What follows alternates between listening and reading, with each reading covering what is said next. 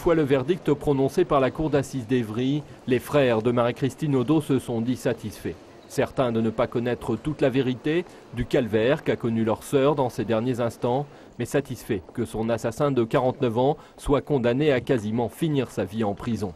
La cour ayant prononcé la perpétuité accompagnée d'une peine de sûreté de 22 ans et d'un suivi socio-judiciaire de 10 ans. On ne connaît pas la vraie vérité. Il y a encore plein d'interrogations qui restent pour nous et on ne saura jamais la vérité. Mais grâce au sang-froid de ma sœur, ce que j'ai déjà dit, il est en prison et ne fera plus de mal à personne.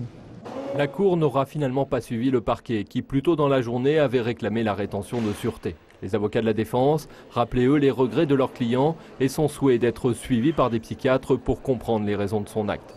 Des avocats qui mettaient en cause les failles du suivi du récidiviste après le premier procès qu'il avait condamné en 2002 à 11 ans de prison pour le viol d'une fillette de 13 ans. Si vous avez entendu l'expert ce matin, qui a reconnu quand même que le suivi n'avait pas forcément été des plus adaptés, pas forcément fait de la meilleure des façons et qu'on n'avait peut-être pas pris en compte la personnalité de M. Dacruz et qu'à ce niveau-là, il a mis quand même l'accent sur certaines insuffisances du suivi, donc qui explique que finalement, ce qui a été fait au niveau du suivi en 2007 n'a pas forcément porté ses fruits.